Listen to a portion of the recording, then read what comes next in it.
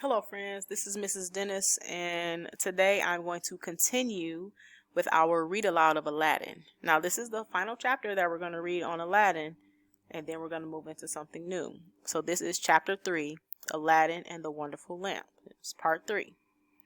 Aladdin was delighted with his new life. He felt that everything was perfect, but danger lurked. The magician heard of Aladdin's good fortune. "That lazy boy," he said, "married to the Sultan's daughter. Surely this must be the magic of the lamp."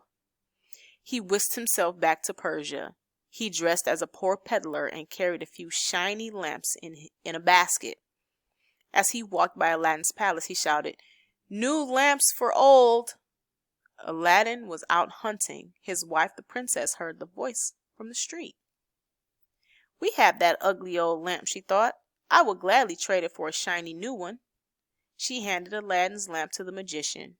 He handed her. The magician hurried away, and later that day he rubbed the lamp. The genie appeared. "Take Aladdin's palace and all that it contains," commanded the magician. Set it down in my home of North Africa." "I heard and I obey," said the genie of the lamp. The next morning the Sultan looked out the window. His daughter's palace was gone. So was the princess. He sent his soldiers out, and they dragged Aladdin before the Sultan. "Find my daughter," he stormed. "If you fail, you die." Poor Aladdin wandered far from the city. He walked beside a river and rubbed his hands, wondering what to do.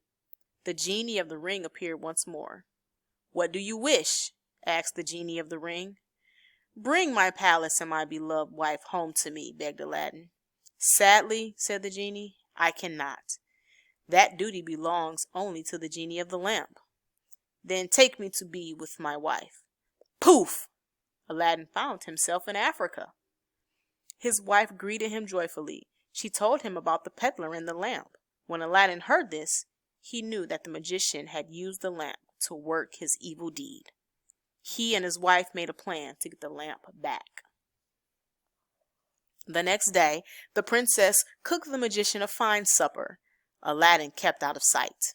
She slipped poison into the magician's cup. One sip was all it took.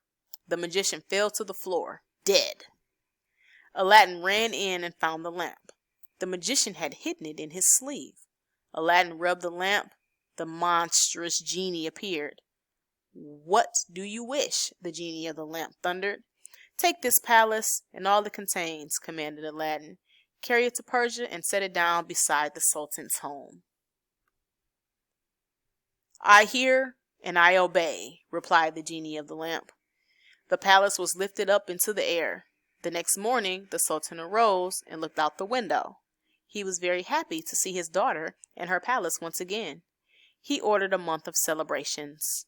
From then on, Aladdin lived with the princess in peace, pleasure, and safety. When the old Sultan died, Aladdin took his throne. He ruled justly over all people, rich and poor. All right, friends, that is the end of our story. So I know this was a quick one, and this story had a very happy ending. So what I'm going to do is I'm going to add some questions to our discussion in Schoology, and we're just going to talk about a few things from Aladdin and the Wonderful Lamp. Won't be too many questions, just a few, and that's all for now.